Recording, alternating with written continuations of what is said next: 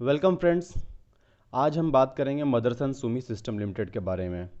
दोस्तों, हाल ही के दिनों में मदरसन सुमी सिस्टम लिमिटेड ने कुछ ऐसा अनाउंस किया है जिससे सिर्फ इसके ग्रोथ के नहीं बल्कि पूरे ऑटोमोबाइल सेक्टर के ग्रोथ का पता चलता है।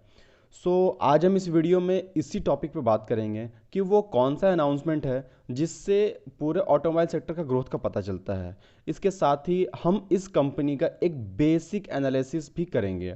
इसमें हम इस कंपनी के बिजनेस डिविजन्स को देखेंगे, इसके विज़न को देखेंगे, इसके कौन कौन से कस्टमर हैं और इसकी हिस्ट्री कहाँ है, क्या है, इसके बारे में पता करेंगे।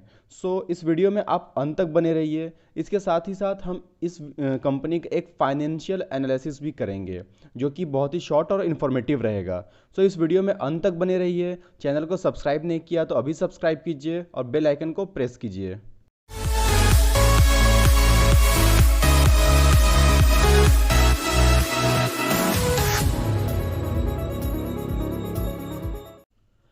दोस्तों, वीडियो की शुरुआत करते हैं हम कंपनी के बेसिक डिटेल से। मदरसन सुमी लिमिटेड दो कंपनी का जॉइंट वेंचर है। पहला मदरसन, दूसरा सुमी।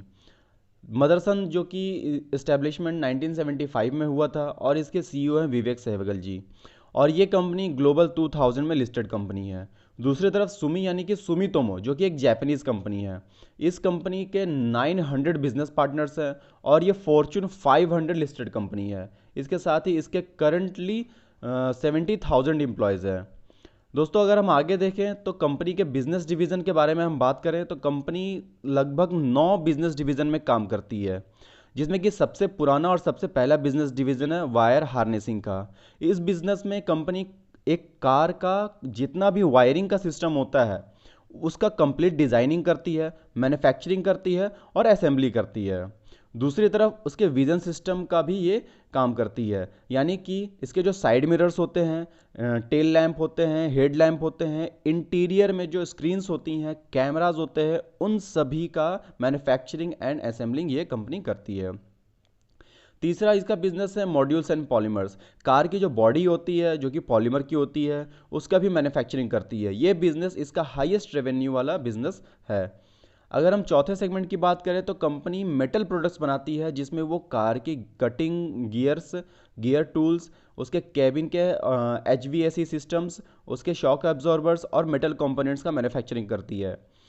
पांचवें सेगमेंट में कंपनी एक फ्यूचरिस्टिक काम करती है जो कि टेक्नोलॉजी एंड सॉफ्टवेयर का है, जो कि कंपनी के ग्रोथ को दिखाता है, फ्यूचर के पोटेंशियल को दिखाता है। इसके साथ ही कंपनी रिटेल एंड सर्विसेज पे भी प्रोवाइड करती है, जिससे कि वो रिटेल इन कस्टमर के तक पहुंच सकती है। इसके सातवें सेगमेंट की कंपनी बहुत फ्यूचरिस्टिक है। ये एरोस्पेस सेगमेंट में काम करती है। ये सेगमेंट इस कंपनी में नया है, लेकिन ये बताता है कि कंपनी कहाँ तक जाना चाहती है। ये कंपनी आसमान तक जाना चाहती है।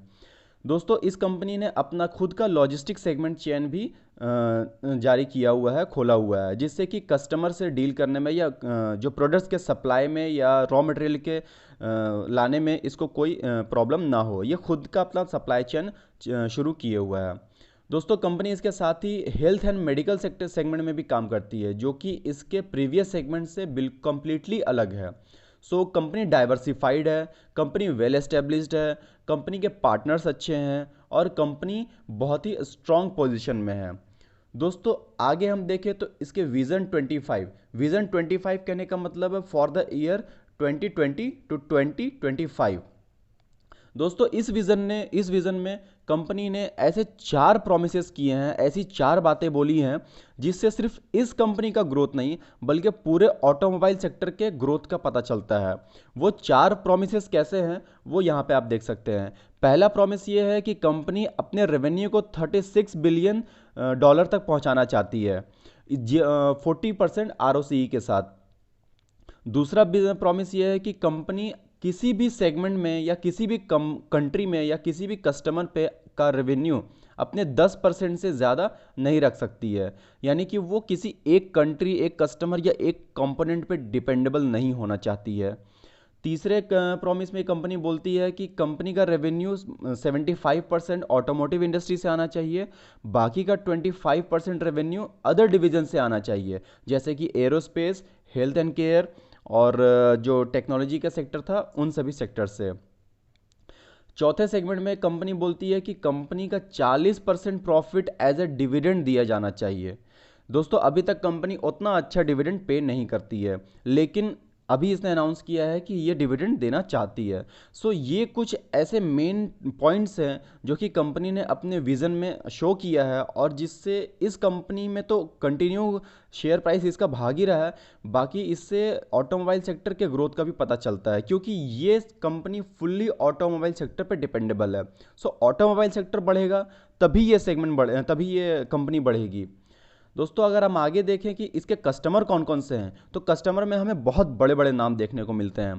पहला डेमलर ग्रुप है, दूसरा Audi, Volkswagen, BMW, Ford, PSA group, Porsche, hyundai, GM, Nissan और भी बहुत सारे नाम है दोस्तों। ऐसी कंपनी जिसका बिजनेस डाइवर्सिफाइड है, जिसके पास इतने बड़े बड़े कस्टमर हैं, जो फ्यूचर का सोच रही है, जो अपना रेवेन्यू किसी एक सेगमेंट पे डिपेंडेबल नहीं रखना चाहती है, ये कंपनी आगे चल के अपना टारगेट अचीव क्यों नहीं करेगी? बिल्कुल करेगी। अगर हम आगे देखें कि अब तक की हिस्ट्री क्या है इसके टारगेट अचीवमेंट की, तो हम 2000 में देखते हैं कि कंपनी ने 0.02 बिलियन का टारगेट रखा था और अचीव किया था 0.4, डबल। 2005 के में इसने 0.23 बिलियन डॉलर का टारगेट रखा था और 0.24 बिलियन डॉलर इसने अचीव किया। 2010 में 1 बिलियन डॉलर और अचीव किया 1.5 बिलियन डॉलर। 2015 में 5 बिलियन डॉलर और अचीव किया 5.5 बिलियन डॉलर। 2020 में मामला थोड़ा गड़बड़ है। 2020 में कंपनी ने टारगेट रखा था 18 बिलियन डॉलर का और अचीव किया 8.9 बिलियन डॉलर। इसका रीज़न आप सभी को मालूम है कि पिछले कुछ सालों से ऑटोमोबाइल सेक्टर उतना ग्रो नहीं कर रहा है, मंदी छाई हुई है, और उसके साथ ही कोरोना की मार भी आ गई। इस वजह से ये सेगमेंट उतना अच्छा, ये साल ये विज़न इसका उतना अच्छा नहीं चला। लेकिन कंपनी ने जो अगला विज़न रखा है 25 के लिए, वो इस 2020 के विज़न का डबल रखा। 18 बिलियन डॉलर था, अभी इसने 36 बिलियन डॉलर रख दिया है।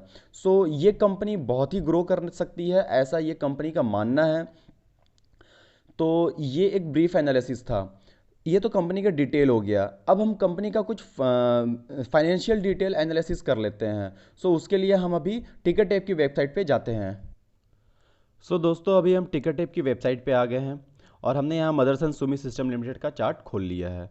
अगर हम टिकट टेप की इन्वेस्टमेंट चेकलिस्ट को देखें तो कंपनी का इंट्रिंसिक वैल्यू अभी उतना सफिशिएंट डाटा इसके पास नहीं है। कंपनी ने रिटर्न वर्सेस एफडी में अच्छा रिटर्न दिया है। कंपनी अच्छा डिविडेंड नहीं देती है, जो कि हमने पहले भी डिस्कस किया है। कंपनी में एंट्री पॉइंट अभी हेल्दी है और इस कंपनी में कोई रेड फ्लैग्स भी नहीं है। दोस्तों इसके साथ ही अगर हम कंपनी का प्राइस चार्ट देखें तो कंपनी ने एक दिन में 3.38% का रिटर्न दिया है और अभी इसका करंट प्राइस 148.05 चल रहा है।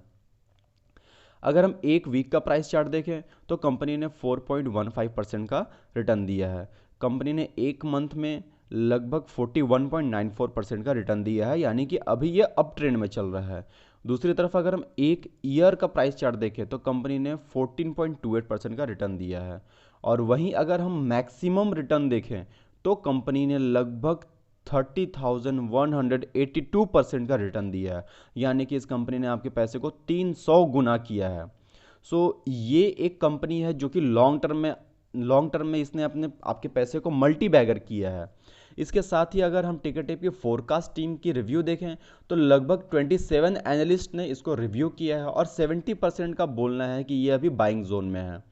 अगर हम इसका टारगेट देखें तो अगर ये कंपनी अच्छा परफॉर्म करती है तो 169 इसका टारगेट रहेगा। अगर ये मीडियम परफॉर्म करती है तो 145 तक रहेगा, और अगर लो परफॉर्म करती है तो 80 तक रहेगा। ये तो हो गया एक्सपर्ट्स की राय। अब हम इसके फाइनेंशियल्स थोड़ा देख लेते हैं। अगर हम फाइनेंशियल्स की तरफ जाएं तो इसके रेवेन्यू में कंटिन्यू बढ़ोतरी हुई है। For the year 19 and 20 revenue 19-20 रहा है, ज़्यादा फर्क नहीं पड़ा है due to corona and automobile sector का डाउन ट्रेंड जो चल रहा था उसकी वजह से।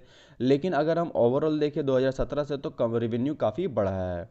इसके साथ ही अगर हम इस कंपनी में होल्डिंग्स देख लें तो अगर हम प्रमोटर की होल्डिंग देखें तो प्रमोटर ने अपना होल्डिंग को लगभग कांस्टेंट ही रखा है, और उसके साथ ही अगर हम म्यूचुअल फंड की होल्डिंग देखें तो म्यूचुअल फंड ने भी अपना होल्डिंग बढ़ाया है, और ये काफ़ी अच्छे नंबर्स है। लगभग 10% 11% का अगर होल्डिंग म्यूचुअल फंड रख रहा है तो ये काफ़ी अच्छे नंबर्स है। इसके बाद अगर हम डोमेस्टिक इंस्टीट्यूशनल इन्वेस्टर की होल्डिंग रखें तो ये लगभग 13.5% की होल्डिंग है, जो कि बहुत ही अच्छी होल्डिंग है।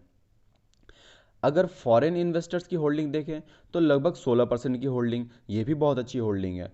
और यहाँ पर हमें कॉमन इन्वेस्टर की होल्डिंग में भी थोड़ी कमी आते हुए दिख रही है, लेकिन ये काफ़ी अच्छी है। सो दोस्तों, इस कंपनी में एक बुरी बात ये है, या रेड फ्लैग बोल सकते हैं, कि कंपनी में प्लेजिंग है, लगभग 6% का प्लेजिंग है। लेकिन इस कंपनी का जो ओवरऑल प्रमोटर होल्डिंग है, जो कि लगभग 56% या 55% समथिंग है, वो काफ़ी अच्छा होल्डिंग माना जा सकता है। सो दोस्तों, ये वीडियो यहीं तक। इस वीडियो में हमने कंपनी के विजन्स को, इस कंपनी के प्रमोटर होल्डिंग और फाइनेंशियल्स को ब्रीफली डिस्कस करने का ट्राई किया है। आपको इस वीडियो से रिलेटेड या इस कंपनी से रिलेटेड जो सवाल आपके मन में है, हमें कमेंट सेक्शन में बताइए। और आपके जो आइडियाज़ हैं, जिस टॉपिक पे आपको वीडियो चाहिए, वो भी हमें कमेंट सेक्शन में बताइए। सो आपको ये वीडियो कैसे लगा, हमें लाइक एंड सब्सक्राइब करके बताइए। और इस वीडियो को और इस चैनल को अपने दोस्तों के साथ ज़्यादा से ज़्यादा शेयर कीजिए, ताकि उन तक भी फाइनेंस और शेयर मार्केट से जुड़ी जानकारी पहुंचती रहे। थैंक्स फॉर वॉचिंग दोस्तों, हैव अ नाइस डे।